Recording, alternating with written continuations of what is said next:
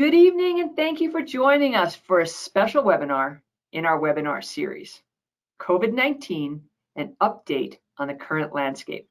My name is Laura Allen. I'll be introducing our panel of healthcare experts. They're going to provide a comprehensive overview of where we are now with this virus. So now I have the pleasure of introducing our panel. Our moderator this evening is Kathy Costello. Kathy is a nurse practitioner and the Vice President of Programs at CanDo MS. Next in our panel is Dr. Nancy Sykott. Dr. Sykott is the Director of Multiple Sclerosis and Neuroimmunology, as well as the Program Chair of the Department of Neurology at Cedars-Sinai. Finally, we have Dr. Roz Kalb, who is a psychologist and Senior Programs Consultant at CanDo MS. So welcome to our panel. Great to have you this evening. We do have a number of topics that we are going to review this evening. First of all, first and foremost, we're going to look at where we are now. What do we know about COVID and MS? Third, we're going to look at vaccines, boosters, and COVID treatments. Fourth, we're going to look at how does COVID interact with MS disease-modifying treatments? And finally, what can we expect going forward? So as we start this evening, what we'd like to do is ask you a polling question. And the polling question we have for you tonight is, what is on the top of your mind about COVID-19? We're looking at isolation, vaccines and boosters, variants, MS medications and COVID. And if you have an other, go ahead and type it in the question box, and we'll look at those too, because I'm sure there's a lot more on the top of your mind that we haven't been able to address. And it looks like I'm seeing 48% so far have indicated that MS medications and COVID are on the top of their mind, while 23% have looked at vaccines and boosters. I haven't seen anything really coming in on the questions box, but it looks like variants are rising as well. And someone said those not wearing masks, long-term effects of COVID-19, exercise and fitness. So I really appreciate your responses. I'm going to close this poll and share the results with everybody. So as you can see, we do have a big indicator of MS medications and COVID. A couple more things are coming in. Will COVID affect people with MS any different? Can I travel? I have COVID, but I need proof I had it. Long-term effects of COVID on MS, and how to test for B cell counts. So some great responses from the audience. So thank you for sharing with us. And so with that, I am going to turn the meeting over to our moderator, Kathy Costello. Thank you, Kathy. Thanks very much, Laura. And thank you so much to Doctors Kalb and Sykott. And for the purposes this evening, doctors, would it be okay if I call you by your first names? Absolutely. Please. Okay, very good, thank you. So we have a ton of ground to cover tonight. And as you can see, just from the comments that are in the question box now, a lot of the things that are there, we are going to touch on, and we're going to do our level best to get to everything. So our questions are going to be quick, our response is quicker, but we hope that this is an informative evening for everyone. So I'd like to start off with a question for Roz. And here we are, Roz, we're entering year 3. How exciting for us. And we're all just tired. We're tired. We're exhausted from this. So how do we continue to cope with this? I mean, it doesn't look like it's ending anytime soon. So what is your advice for all of us? Well, for myself and most of the people I know, the answer to this question is connection. In any way possible, to stay connected with important people in your life, however it's safe and possible for you to do that. I think it's also really important to stay up to date, and we'll talk more about how to do this later in the webinar, but stay up to date with what the most current recommendations are for you, even though it's a bit of a moving target, so that you feel secure that you're doing the best that you can do. And take advantage of programs like a Can Do MS or the National MS Society, where you can feel part of a community that is caring and supportive of you and your family as we all live through this. Thanks for that. This is really a difficult time, so thanks for that advice. Nancy, let's turn to COVID. Let's, it's, again, entering the third year. Tell us where we are with our knowledge about the SARS-CoV-2 and, probably what's on everybody's mind, variants, particularly Omicron. Yeah, so thank you, Kathy, and thank you, Roz, for your comments. I think they're so important. And the way that I think we're coping now entering year 3, which is really incredible to think about, is to really reflect, and I've been doing this lately as we turn this other corner for another year, about how far we've come. It may feel like we're going in circles, but the truth is we have learned quite a bit about this virus, and we have made some progress. So cast your mind back to 2 years ago when we were all standing in line to buy toilet paper and we were washing down our produce that we got at the store. So we know now that this is a respiratory virus. It is spread through the air. And while there can be droplets that stay on surfaces, that's not the main way that the virus is transmitted. That's why masks are so important. We also now have vaccines, and the vaccines are the most effective way to decrease the risk of the virus. We also have therapeutics. We have multiple therapeutics, and I know we're going to be talking about those later on. And we are learning that the virus doesn't stand still and that we have variants. And what we're learning is that the virus is evolving and becoming more efficient at transmission. So if you look at the evolution of the virus from the first initial version to Omicron, you see that Delta was twice as transmissible, and now Omicron is 4 times as transmissible. So what that means is if one person is infected, they're much more likely to spread the virus. And if anyone, is looking at the curves, before they were sort of this exponential, they're straight up. The virus is just, this version of it is incredibly transmissible, and the infection rates are high. But so that can feel overwhelming, but we are in a better place because of the other things that we've learned and the advances that have been made in managing the pandemic. Thanks for that. So, it made me think immediately, okay, 2 times more efficient in transmission, now 4 times more efficient in transmission. It begs 2 questions. Is this the beginning of this thing being over? Or should next time we anticipate it being 8 times more efficient in transmission? Is this, keep going up? It's a great question. And then the other question I always think is who's left to be infected or who's left that hasn't been vaccinated? So we are very hopeful, but I think we've all been wrong before. So I don't think anybody wants to go out on a limb and say, now with Omicron, this is going to be the waning of the pandemic. I do think there is an increased recognition that we're going to be living with this virus. And what that exactly looks like, the parameters of that, I think are still coming into focus. But I think if we go back, I remember thinking, oh, we just have to lock down for 2 weeks and this thing is going to be gone. It's going to die out. It doesn't appear as though it's going to die out. And what I've read and seen and heard from epidemiologists is that it will become endemic. It'll be something like the seasonal flu.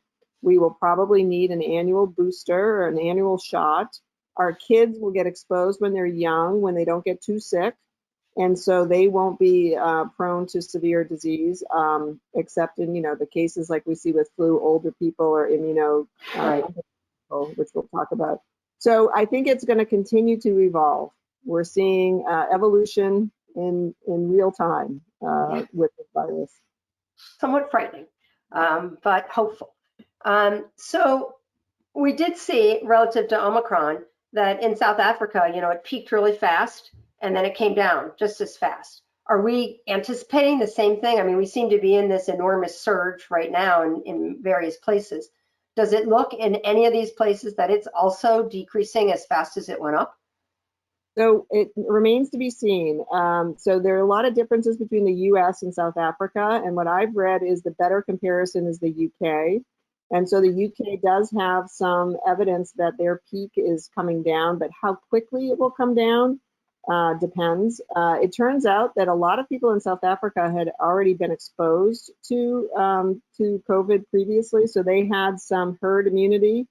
In the UK and the US, we still have, unfortunately, large parts of the population that are not vaccinated. And so it's not clear if we're going to see that quick drop off. I think we are reaching the peak.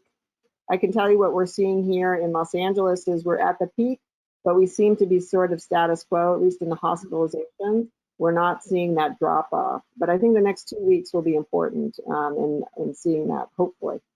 Hopefully, I hope you're right. Just relative to the virus in general, we all hear about long haul COVID or long COVID. And so a couple questions there.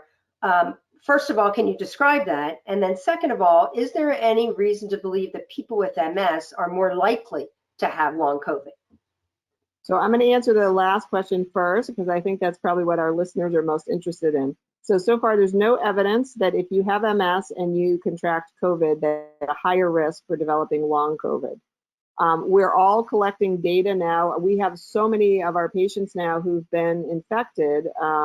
We're all collecting this data to answer that question in regards to the Omicron variant. It's still way too early to know if people who get the Omicron variant are more or less likely to develop long COVID. So what is long COVID? There are various definitions of it, but most would say this is the continuation of symptoms that include brain fog, insomnia, autonomic instability, fatigue, myalgias that persist for weeks and weeks after the initial infection has waned. There are other sequelae, if you will, of COVID, and we were talking about this earlier, including loss of taste and smell. And traditionally, that's not included in long COVID because it's more of these kind of systemic symptoms. But truthfully, I would think of it as sort of something that's left over after you've been infected. And that's a fair number of people. I know several people who've had impairments of taste and smell. It turns out, Roz let me know about a study where there's some genetic underpinning to people who lose taste and smell. I know it's more common in young women that get in, and it's usually a sign of less severe COVID. So at least that was initially what we were seeing, that if you lost your taste and smell, you were not likely to end up with severe COVID in the hospital on a ventilator and so forth. But it's still a real bummer to have your taste and smell impacted. I think there'll be a lot of research on this. So for those of you who are living with that, stay tuned because it is an accessible area. So maybe there'll be some therapies that could come from that. But we just don't know yet. We don't have enough data. Right. It's always the scramble for data, isn't it? I mean, we all want it yesterday, and because this is just happening now, we just don't have all the answers. It's very frustrating. Which brings me to the next question, and a lot of people have asked this. We received a ton of questions through registration, and there's an enormous amount of mistrust in what we're hearing from the administration, from the FDA, from the CDC, from the NIH. It doesn't matter. Whoever the authority is being questioned for the validity of whatever they're saying because things are changing. Wear a mask, don't wear a mask, wear this mask. It's okay to go back to being with others. A variety of different things have come up. So I'm asking you both, what do we do? Where do we go for the best information, and how do we know that it's not going to change in the next minute? I can't promise you it won't change in the next minute, Kathy, no matter who you ask. But okay. I can tell you that when people are anxious, and we're all anxious about this, we want definitive, confident answers to relieve our anxiety. The reality is the experts are learning in real time. This is a very new kind of experience in our world for all of us. And when they pivot and change their minds about something, it's not because they're careless or don't care or aren't paying attention. It's because the data that you're talking about, Kathy, is emerging minute to minute, and they are having to make judgments based on their expertise on how to pivot and watch science emerge in real time. But I'm really curious, Nancy, I'm sure you have more to add to that because you're living it moment to moment at Cedars-Sinai. So what do you say to people who get frustrated with science in real time? Well, Roz, I think you answered it beautifully. This is sort of the sausage making of science, which is, and I think this is really the difference that maybe it's hard for non-science people to realize, but we are driven by the data. And so we don't start out beforehand and say, it will be this. We say, we want to see, we think it could be this based on what happened before or what we know about one disease process. But guess what? We are wrong frequently, which is why we need data. And when data comes in and it contradicts what we had thought and said before, then we adapt and we change in response to the information. So let's just go back again and think like they used to think that it was these big droplets, that's how you got COVID. So that's why we were wiping everything down.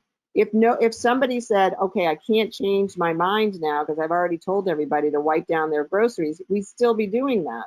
But we know now with experience, there go my lights, with experience and with seeing the information that has been gleaned through all this time, that we can now give more up-to-date information. So it may be a little bit unsettling because it's all out there all the time. Usually this is going on in the back rooms and, quietly. And then when the final information is out, you'll read a big newspaper article or it'll be a big paper. But we're seeing incremental data each day. And so I think that's what's really different about this. I'm going to go out of screen for a moment to get my lights to go back on. No worries. You're just looking for some drama, Nancy. So it sounds like we really just have to check these sources regularly, that these scientists are doing their best to keep things as updated as possible, and it's going to change. And it doesn't mean that they don't know what they're doing, because clearly they do know what they're doing. It's just that this is all happening right before our eyes, which I wish it wasn't, but we just have to be checking the best sources that we have. We're going to provide that list for everybody at the end of the presentation, but just to let you know, that still includes the National MS Society, who has terrific information. They synthesize a lot of the information from the CDC, from the WHO, and have terrific guidance on vaccines, which we'll get to. But also the CDC, the FDA, the NIH. These are all groups that have great information that we can turn to when we have questions about what we can do. So, Roz, yeah, sure, I'm sorry. No, and I think we should all be grateful that we live in a country where information is open and honest and out there, because that means we're putting up with information changing with the data, but it's not a secret. And that is a luxury that we have in this country, that we are learning with our scientists. So we have to bear with them a little bit. Sorry. Well, it's hard. I think it's a great point. It's hard sometimes, though, when we all just want this thing to be over with and we want answers yesterday, and it's just hard. But I think it's a great reminder of really what we do have. Nancy, I'm sorry, I know you were going to say something. No, I'm just going to make one point also that we haven't really talked about, and that's misinformation. So there's a lot of information out there, and I think, Kathy, you sort of were alluding to this, but where do you go for reliable information? And I'll just say one thing, it's not on Facebook, okay? Right. Don't get your medical information from Facebook. That's like going down to the corner bar and talking to the guy sitting on the end of the stool and asking their opinion.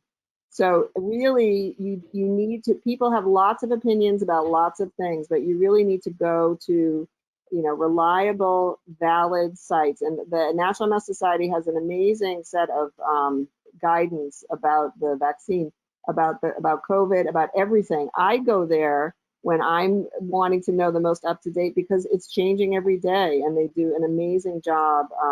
There's also some blogs that I think are really helpful to sort of put it into perspective in a way that a patient can understand it, to really tell a story about one aspect of the pandemic. So I definitely recommend that that people go to these trusted sites that are using the best possible information and avoid these other opinion centers that, Yeah, you know, very question. true. It's a great point. And to that end, there's a lot of information and misinformation out there about masking. And, you know, most recently, we have heard that there's differences in the protection that different types of masks provide. And so this is kind of a combination question. This is about why don't we all just get this darn variant and have less people that this virus can infect, which is probably not a good idea. So how do we stay best vigilant in our infection mitigation strategies? Roz, will start with you on that. So I think, as we've been saying, you have to listen to the experts, even as things change. Where we are now is that masking is still the most protection that you and your family can have. You now do need to pay attention to the mask that you choose. Those beautiful, stylish cotton print masks don't do very much. So you are looking for authentic N95s, KN95s, and KN94 masks. And just because something calls itself one of those types of masks doesn't mean it's real. So you have to do a little detective work to make sure you're getting what's good. And then you need to use good judgment about where you put yourself out there in groups of people and making sure that the people that you're with are as careful as you are. And for those of you who might be tempted, as I have in moments of weakness, to think, oh, I just want to get this and get it over with so that I don't have to worry, there are so many good reasons to keep yourself safe and to stay vigilant. As we are hearing very clearly from Nancy, this is not a cold. It may be coming out with less severe symptoms than the Delta variant did, but it is not the cold. And there is the risk of long COVID and other sequelae, particularly if you have other health conditions that might put you at risk, or you're immunocompromised, as we will talk about. So you don't want to mess with this. But another reason is that you really want to watch out for the people around you. You're getting sick, even though it might put your mind at ease to finally have it, means that everybody around you is at greater risk, including very young children who haven't been able to be vaccinated yet, or older people who are at risk. And although this seems to be somewhat less severe than earlier variants, the numbers are tremendous. So our hospitals and our medical systems are topped out, which means that if you happen to get sick with anything else or have a problem with anything else, your chances of getting into a hospital are not very good. So there are lots of good reasons to stay vigilant, even though it's a real pain in the neck. Yeah. Nancy, anything to add?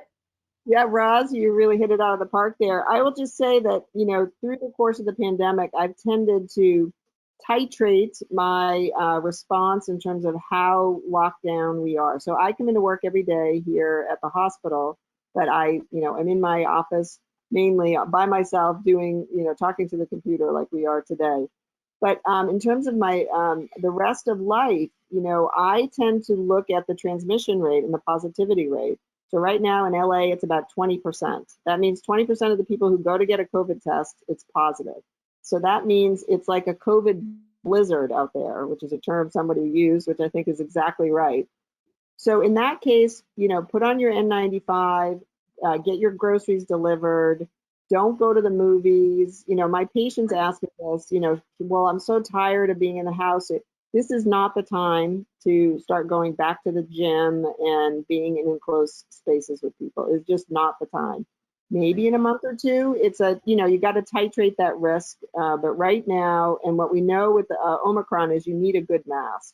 So, I have flown several times during the pandemic, and knock wood, have not gotten infected, but I put my N95 on and I don't take it off until I'm out of the airport. And I'm on the plane, and I just am shocked to see people take their masks off and eat and talk, and for the whole flight. I don't know. They say planes aren't that bad, but the masks don't work if you take them off when you're in the place where there's transmission. So, Very true. I think you're exactly right that you don't want to get this. We talked about the taste and smell. There are other potentially long-term consequences. And the more people that get sick, the more virus that's out there, the more that gets transmitted, the more opportunities there are for new variants to emerge. I think we've all heard that litany of reasons why we don't want to get it. Yeah, for sure. Thanks to you both. So one last question, and then we're going to move on to COVID and MS, because I think that's really what people want to hear about, that and the disease-modifying therapies. But everybody on this call may be totally on board with the science and the CDC and bona fide recommendations, but people that they love may not be. People that they know may not be. There's a question that came in of someone struggling with someone that they've known, a friend for 30 years, who believes COVID is a hoax, right? And has bought into every conspiracy theory that's out there. How does this person who's believing the science and is doing the right thing, how in the world does this person cope with this friend's beliefs? Well, I think I'll start with that one, since it seems to be a communication question. I think to varying degrees, lots of us are dealing with this kind of question in our relationships. And I really suggest that each of you have a little script. Write it down if you need to, but have a little script for yourself, which explains that you need to do what you feel is best for your health. If you feel that you have greater risk factors related to your MS medication or to other health conditions that you have or your age that put you at risk, you simply say, I hope you'll understand, this is what I am doing at the advice of my healthcare team to keep myself as healthy and well as possible.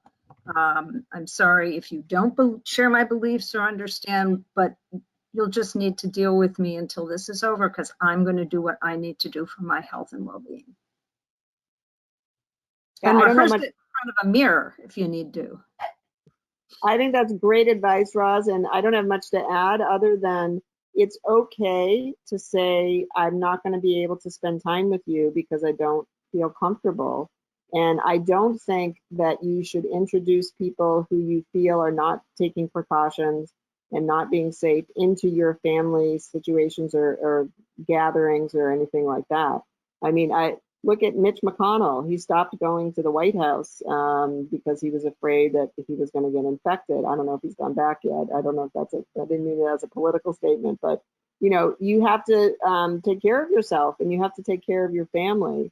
And it's okay to say, I'm not going to be able to spend time with you because you have to first and foremost take care of yourself. Yeah. It's hard though, right? I mean, these are people that you love, and now you're struggling with even communicating with them. I mean, this has happened in my own family, and this is not an easy time on many levels.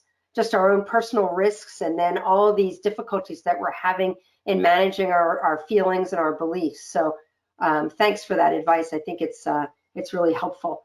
So I'd like to move now to what we know about COVID and MS. And so Nancy, I'm going to direct this question to you. So you know that there's a lot of databases out there that are constantly collecting information, and have been for quite some time. Since April of 2020, we started collecting data, both in Italy and also here in North America.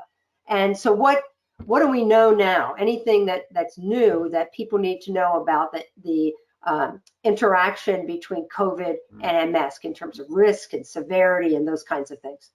Yeah, great question. And those are the big questions that we had when the pandemic started. It was just, we didn't know. We needed data. And now I'm going to get up again and make my light go on. So hold that. No worries. Go ahead.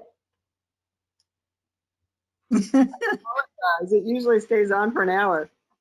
So what we needed to know is we needed to get these registries going and gather data. And so the good news is that that data continues to be gathered. We continue to learn more as the pandemic goes on.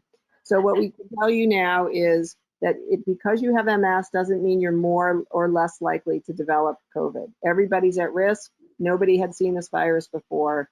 But what is different and what we have learned is that there are certain groups of people who, if they do happen to get sick with COVID, are at increased risk potentially for having severe disease. And what we've defined as severe disease as meaning that you need to go to the hospital, you need to get oxygen and potentially go to the ICU and end up on a ventilator. And so those groups are people who are older, people who have other comorbidities, and this applies across the board, whether you have MS or not. If you have diabetes, if you're on dialysis, if you have hypertension, if you're obese, people who are Black people are more likely, and then in the MS community, if you're more disabled. So people who have a higher EDSS, meaning they walk with assistance or they're in a wheelchair or bedbound, these are individuals who are at increased risk. So these would be people that you want to be very, very taking a lot of extra precautions to obviously not get COVID. I think we're going to talk some more about the relationship between the disease-modifying therapies that we use and the risk for developing COVID. There's actually a little bit of data. There is some data suggesting that people who use interferons, so like beta interferon, Rebif, Avonex, have a slightly lower risk of being diagnosed with COVID. At least that was from the initial stages. We have to see with Omicron because maybe that doesn't give you a benefit. Right. But that drug actually causes antiviral cytokines to be formed, and so it seems like it may give you a little bit of protection. But on the other hand, other therapies, it seems to increase your risk of developing severe COVID, and those I think we'll talk about because they're also implicated in the vaccines, and those are the B-cell depleters. So rituximab, ocrelizumab. We don't know about Kesimpta because it's just, that's ofatumumab, but theoretically it's the same kind of medication. And then alemtuzumab, and we've also learned the S1P inhibitors in terms of the vaccines have an impact. So there is an interaction between disease-modifying therapies, potentially risk of severe COVID, and also vaccine responses. And so they kind of come together as the pandemic has gone on. We've learned more about that. So there's lots of things to talk about in that regard. Yeah. But I think the overall message is the vast majority of people who live with MS are no more or less likely to be affected by COVID. But that means they do the same things that the rest of us are doing to, stay safe. Yeah. So I have just a couple follow-up, and I guess one comment. I just want to reiterate that on certain medications, and you mentioned the B-cell depleters, Ocrevus, Rituxan, and maybe Kesimpta, and the S1P receptor modulators, which is Gilenya, and there's a few others that are in there as well, that those folks may be at risk for more severe case based on how their immune system is affected by the drug. So I just want to reiterate that because there are a lot of people on these drugs and that they should be even more vigilant than what we've already talked about. Would you agree with that? Just to clarify, the data from the databases show it's really the B-cell depleters, so that would be the rituximab and ocrelizumab. Those were the only two drugs that were on the market when that data was developed. But this is pre-vaccination state. Those people were more likely that were treated with those two drugs were more likely to have severe COVID, which are, being in the hospital, needing oxygen and so on. But those were the original days. The other drugs that you mentioned, the S1P inhibitors and alemtuzumab, they decrease, along with the B-cell depleters, they decrease vaccine responses. And so we know that people who don't respond robustly to the vaccine could also be at risk for having more aggressive infection if they did get infected in the post-vaccination stage. So that may be confusing, I'm sorry. That's okay. No, thank you for the clarification. I think that's a really important point And I just wanted to make sure we all had it right. A question came in, and it was really when we look at some of the other factors, comorbidities and so forth, that increase the risk for more severe COVID. One of them is race. And you mentioned Black people have a more likelihood of a severe course. And the question is why? Why? What is the difference there? So it's a great question, and the truth is we don't have the definitive answer, but there is a lot of evidence from disparities work that's being done that people of color, and in particular in this country, people who are Black, live in a state that of increased stress, and this stress can be manifested by worse disease manifestations. And also people of color are more likely to have these comorbidities that may not be managed as well. So hypertension and diabetes, because of the disparities in care that we see when people don't have access to regular health care. So it's a combination of comorbidities and probably the stress load that people of color live with in this country seems to be a factor in why people don't do as well when they get illnesses such as COVID. So it's a complex societal as well as a medical comorbidity issue, but they're also intertwined, they're related. So it's fascinating and a real call to arms for us to address these disparities because this is impacting people's outcomes. Yeah, it seems that this pandemic has revealed a lot about our healthcare system, our resources, and certainly about healthcare disparities. It's really kind of opened it all up for us to see, and hopefully we'll be able to address it. My fear is that this isn't the last time that this may happen to us, and I sure as heck hope we're better prepared the next time. But with that extra vigilance that people are going to need, Roz, we're compounding isolation, right? So now we're saying, listen, you could be even at more risk because of these factors. So definitely don't get together with anybody. So that's, in people with MS, the isolation has been an issue, and also, kind of having to change when your MS changes. So are people with MS more or less resilient to what's happening due to the pandemic? It's an interesting question, Kathy, and I've talked in a lot of our coaching sessions on Can Do with people about this, because I think sometimes when you're feeling most vulnerable or most frustrated and trapped by all of this, it's really important to look at all the things from your past experience that have made you as resilient a person as you are. And what I have reminded myself and people with MS is that they're teaching all the rest of us a lot these days because they've lived with unpredictability in their lives. They've lived with anxiety, feelings of isolation and loneliness, and have managed in very, very creative ways. So I think you need to look to your own strengths, recognize what you've already managed in your life around similar issues, because that will help you feel more resilient in the face of all of the limitations we're living with now.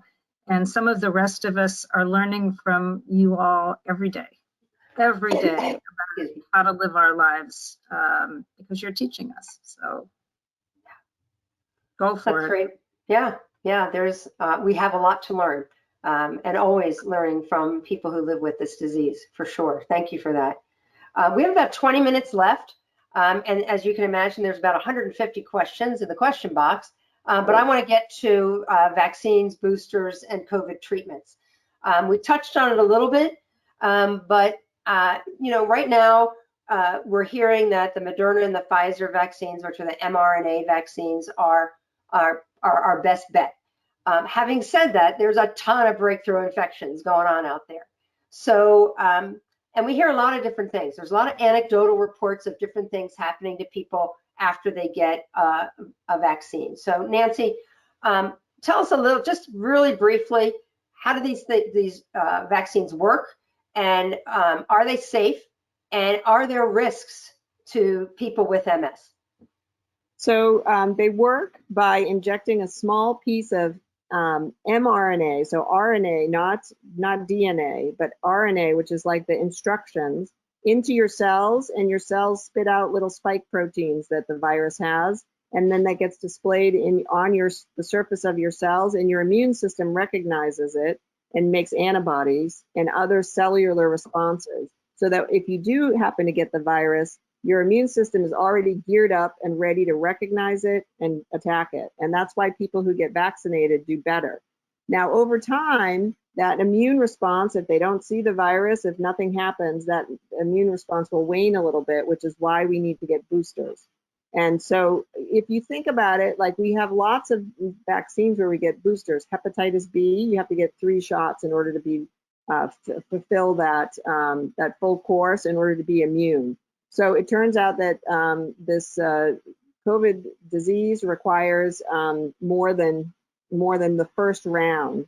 But I want to emphasize the fact that when people say, oh, there's breakthrough infections, the vaccines aren't working. They do work. They keep people out of the hospital.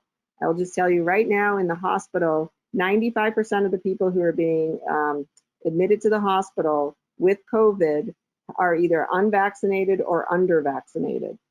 Only 5% are fully vaccinated and boosted. So the vaccines 100% are very effective at keeping you out of the hospital, and turning it into a nuisance cold rather than a life-threatening illness. So I can't emphasize that enough. That's the point of the vaccines. It's not to eliminate the disease completely, wouldn't that be great? But it's to keep you from dying from the disease and keep the hospitals from being overrun. So in terms of MS, we've just been doing the biggest clinical trial in the history of the world, because we're doing it throughout the whole world. We have great data. We have lots and lots of data. So it is true that there have been anecdotal reports of people who get the vaccine and have a relapse. I think there was a paper recently that showed a single report of that. So that is something that theoretically could happen, but we have to do the risk and the benefit analysis. So this is an extremely rare event, and MS relapses are things that we already know how to manage, as opposed to not getting vaccinated and dying from COVID. That is a much, much more likely outcome than getting vaccinated and having this. And just look around you in your community, and I have a large MS practice. We've had no one who has had a problem with the vaccine. People tolerate it. So we know it's safe. We know it's effective. There are breakthrough cases, but that's, the vaccine was not intended to prevent 100% transmission, but to keep you from dying from it. So did I answer all the pieces of your question? I think you did. Thank you. So if someone, now there's no risk essentially to being vaccinated. And I meant to ask this earlier, and I actually just skipped over it. So is it, because you mentioned, having a relapse, is it more likely for someone with MS who contracts COVID to have a relapse? Are those two things associated? So it's a great question, because we know in other viral infections that that's the case. So I always have this discussion with patients around the flu vaccine. If you get the flu, you're much more likely to have an MS relapse than, feeling crappy after you get your flu vaccine. So there's a difference between when you get a vaccine, your blood pressure, your temperature goes up, your body temperature goes up. And so that can sometimes cause what we call a pseudo exacerbation. Your old symptoms become more noticeable, and you may feel like you've got, an old attack that came back again. But as soon as your temperature comes down, take a little, ibuprofen or Advil, the temperature comes down and those symptoms go away. So we have seen a little bit of that minor exacerbation of symptoms with the shot.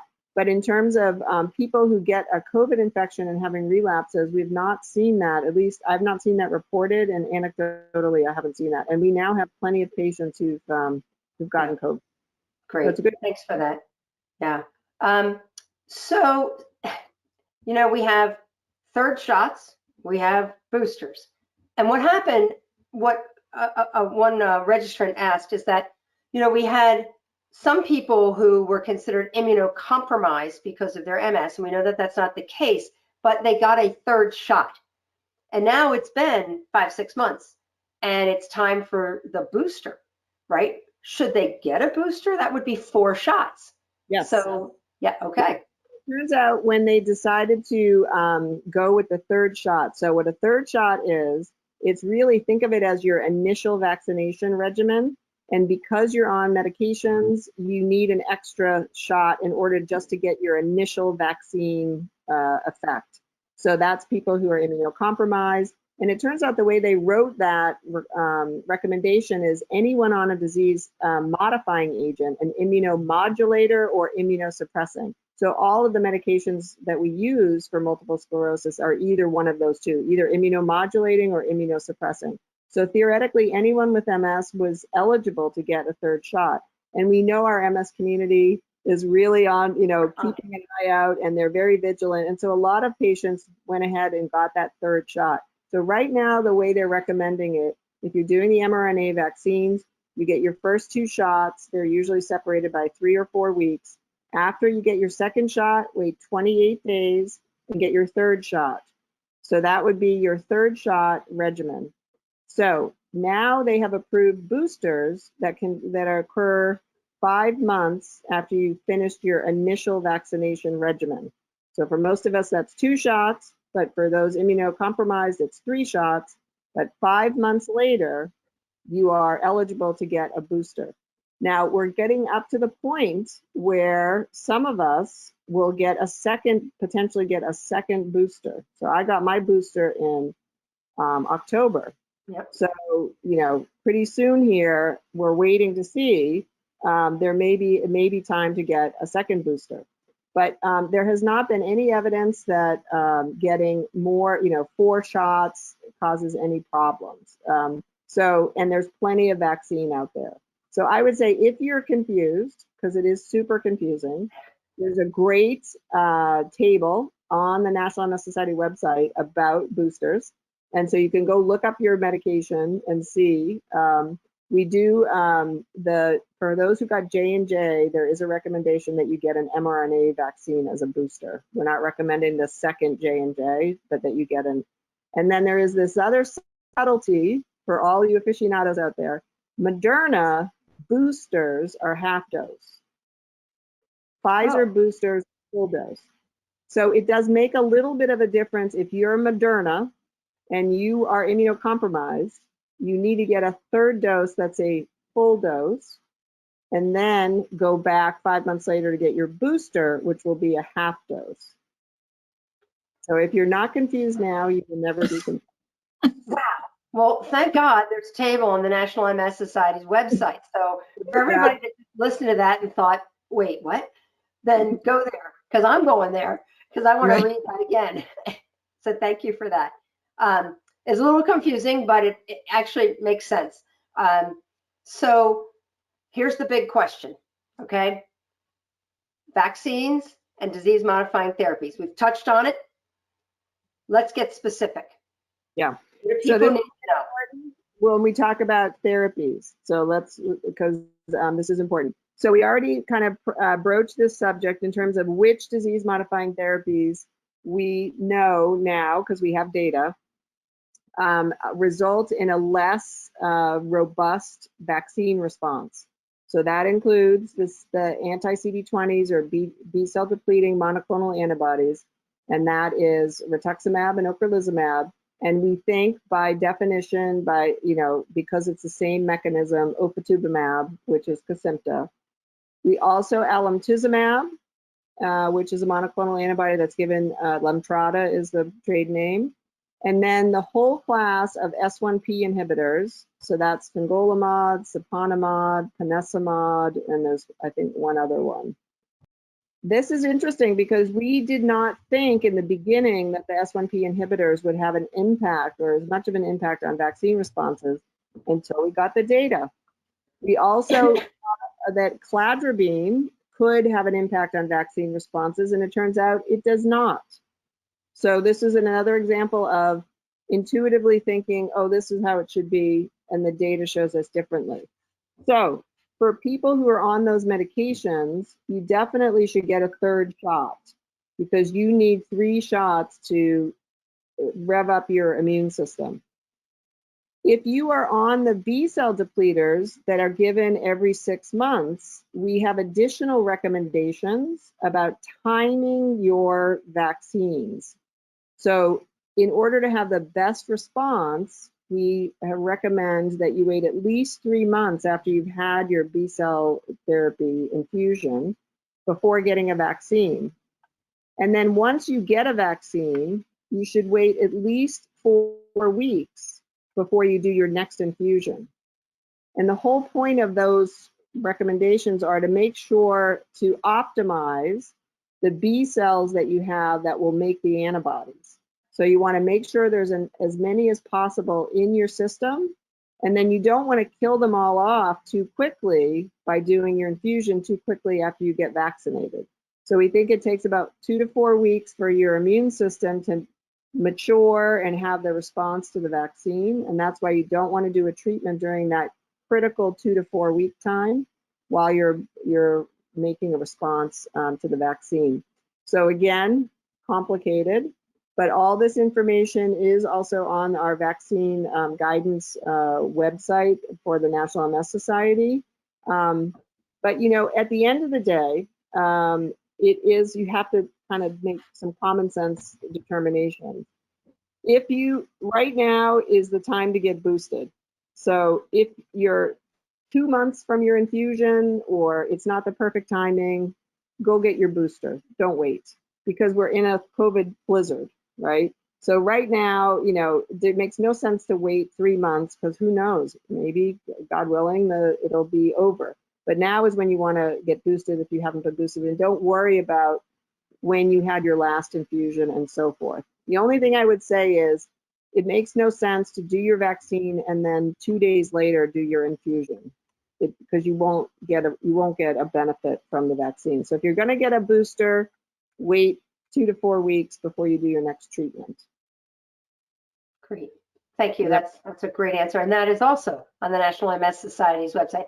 Oh, by the way, we didn't mention this, but Nancy actually leads that committee that works very hard and meets regularly to look over all the data and make those recommendations.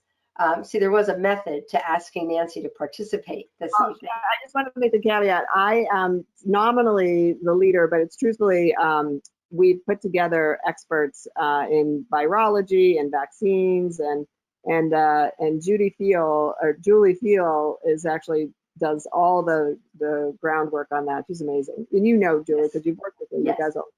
So I just want to give a shout out for her work, because it is literally a full-time job keeping track of all that. And we've been meeting for a year now. Wow. Incredible. It's crazy. But thank God that you're doing that and keeping us all up to date. I really appreciate that. And I know everybody on this call is appreciating it. So I'm actually going to ask one more question and see if we can maybe get to a few of the questions in the box. And we are getting very close to the top of the hour, and I'd really like to go a little bit longer if people are willing. If you have to drop off, but I'm willing to go an extra 10 minutes just so that we can get to questions. So we'll go ahead and say that now and see if we need that time. But my last question before we get to the myriad of questions in the box, let's talk about the treatments for COVID, which is different than the vaccines. And there's a lot of new things happening. So could you touch on that for us? Yes, so this is another complex area, but I'll try and make it understandable. So there's actually a therapy that is designed to be taken before you're exposed to COVID. So it is a preventative. So it's a prophylaxis or pre-exposure, and that's called Evusheld. So this is an injection. It's 2 antibodies, and you get an injection, and it is not a vaccine, and it does not replace the vaccine. But we just went through this whole conversation about people on these certain kinds of medications, the 3 classes that we talked about. They don't make strong responses to the vaccine in terms of antibodies.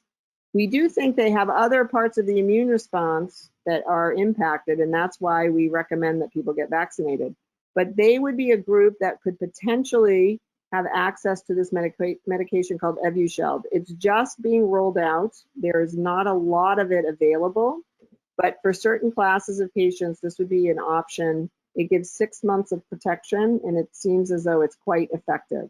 So that's kind of exciting. But again, to manage expectations, there is a process to get it. There are other people who are also good candidates, and so that includes people who've had who are at really, really high risk, people who've had transplants, who've had organ transplants, people who are actively undergoing chemotherapy. These are people who've had bone marrow transplants. These are people who are right at the top of the list. But MS is on the list. We've just been told by our pharmacy that we can start at least putting names in. So that's exciting. So that would give our under-vaccinated people more protection. Now, the rest I'm going to talk about are post-exposure.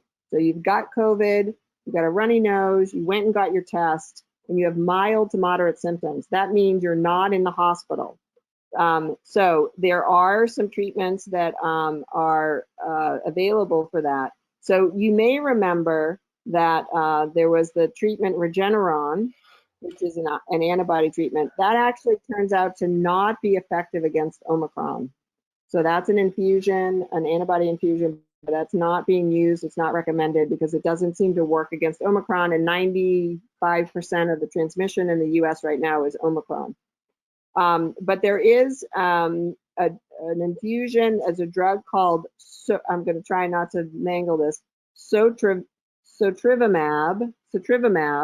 which is a single infusion also for mild to moderate COVID. Limited supplies, but here in Los Angeles, they're setting up infusion sites. So people who have mild to moderate symptoms can go and have this infusion done. The ones that we're most excited about is a drug called Paxlovid. Paxlovid is an oral medication. You take 3 pills twice a day for 3 days, and it's prescribed through a pharmacy. The caveat is there are a bunch of interactions with other medications, so you really have to be careful. This is not the kind of drug that everybody's going to be able to take. So if you're on blood thinners, if you're on anticonvulsants, and our patient population may have some issues with that. There's another drug that's molnupiravir. I'm sure I mangled that. That's also an oral therapy that's given twice a day. Doesn't have the same problems with interacting with medications, but probably isn't as effective as the Paxlovid. So I think the things we're most excited are the Evusheld for the under-vaccinated, and then Paxlovid for people who get who are mild to moderate, who don't have drug interactions. And then finally, if you end up in the hospital, remdesivir still seems to be effective against Omicron. So you could get, and they do use that. There's, not everybody gets it. It has to be just at the right, not too sick, not sick enough, but not too sick. So I think the bottom line is we do have these either preventatives or treatments. What's really interesting though, and we sort of touched on this with Omicron, is it does appear, at least overall, that Omicron is less severe than Delta and less severe than the original version. I don't know what we're going to call that. The first one, Alpha. So the good news is that it seems as though it doesn't impact the lungs as much. And so most of the patients that we've seen, even people who are on, the B-cell depleters, are managing at home. And we are not seeing a big rush of these. We have a lot of patients just in the last 2 weeks who've been diagnosed. So knock wood, so far, it seems to be milder. However, these treatments are becoming available, limited supplies, but it gives us hope for the future also that people who are at really high risk will be able to be treated and keep them out of the hospital. Yeah. There was quite a bit of flurry of questions about the first one, the Evusheld. Is that how do you have a spelling of that so that people can look it up? Because there was just a flurry. EVU, and maybe you could put it in the chat, EVUSHELD. There are two antibodies, and I'm not even going to try and pronounce them. And it's a shot. It's an intramuscular injection. Okay. And where can where can they find information on these treatments? Is there a one-stop place that people can look? They're being dispensed through hospital pharmacies. And there is a prioritization in terms of who has access, because the supply is extremely limited. However, the supply is going to increase. So I would say the best approach would be to discuss it with your MS physician or even your primary care physician, and find out where the options are in your area.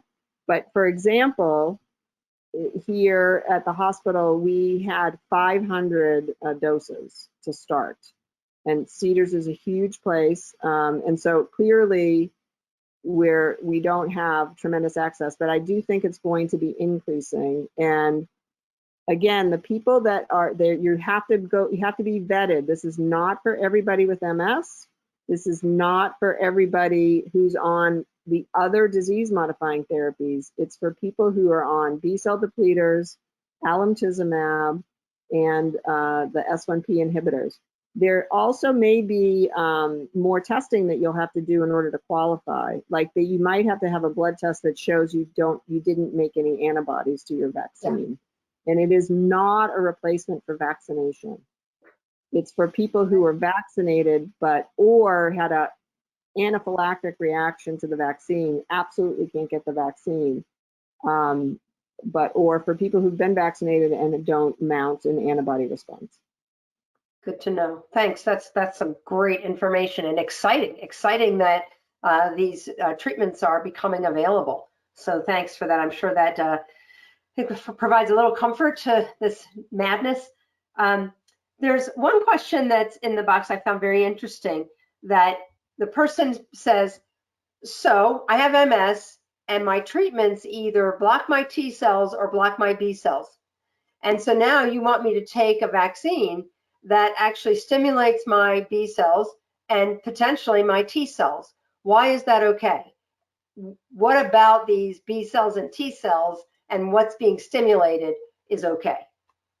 Yeah, so you have lots and lots of different B cells and T cells, and they're all very specific in terms of what they react to. So when you get vaccinated, you're stimulating a very small set of these cells to make immune responses to the target. When you have MS, it's not that your whole immune system has gone haywire. You have a very specific subset of cells that, for whatever reason, are what we call autoreactive. They react to your own body, but it's not your whole immune system. So some people have the idea, oh, I have MS, I have an overactive immune system. You have an overactive immune system in a very narrow sense, because you have a subset of your immune cells that seem to think that your myelin is a foreign invader and every once in a while launches an attack. So our treatments do suppress immune functions sort of overall, but it's really what we're hoping to develop and what people are looking toward is being very targeted. So it may be in the future we're just targeting those autoreactive cells. But this idea that your whole immune system is supercharged is actually not true. And that's why vaccines are safe. And we have lots of evidence that vaccines are safe in people who live with MS. We just don't recommend that you do live viruses when you're on immunosuppressing medications, because they can propagate more. But there are very, very few live virus vaccines anymore. They're all, because you can engineer. Now we'll probably never have another live vaccine because of the mRNA technology. It's very true. It's very true. There's some exciting things going on with that technology. That will be the topic of another webinar. So we're at our 5 minutes over, and I said we'd go until 10 after. But what I'd like to do, and we've really touched on a lot of the questions in one way or another, either through the registrants' questions or just some of the comments that we've made. So what I'd like to use these last few minutes for, and then I'm going to turn it over to Laura because she has a few things that she still wants to say. But this is kind of lightning round. Okay, so I'm going to start with you first, Roz, and then Nancy, and I want your take-home messages, the most important things that people need to take home from tonight's discussion. Roz, go. There is a lot of hope out there. So stay connected, stay vigilant, do the things you need to do to support your wellness, emotional and physical.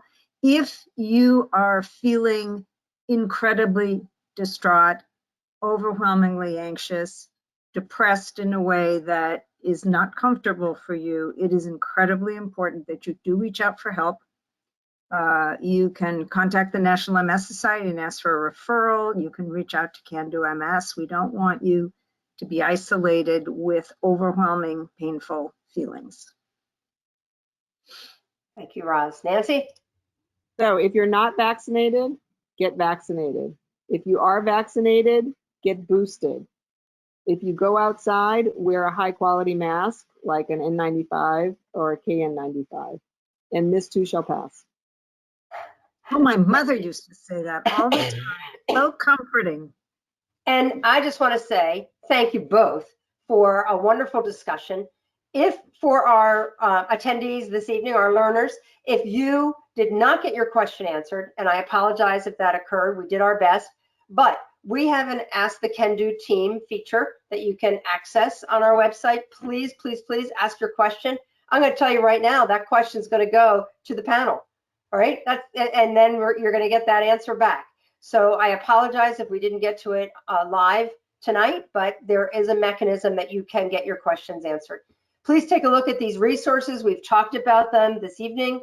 And I think the New York Times really does have some nice information. It has great mask information and where to get that bona fide mask versus the knockoffs. So I think these can be really helpful. Laura, back to you. Thank you so much, Kathy, Dr. Sykott, and Dr. Cobb. Really appreciate having you join us this evening in providing some amazingly timely and important information. So thank you so much for joining us tonight. I do want to mention that our webinar series for 2022 will continue. The next topic on in our series is mobility, how to overcome barriers to walking and moving. So please continue to join us for our webinar series. And we'd love to encourage you to stay connected with Can Do MS. You can join us on social media, take a look at our website. And as Kathy mentioned, if your questions weren't answered, please use our Ask the Can Do team, and we will get your questions answered. So thank you so much to our expert panel. For all of you out there, we very much appreciate you joining us and spending your evening with Can Do MS. So with that, I want to say thank you to all and have a good evening. Thanks, everyone. Good night. Good night.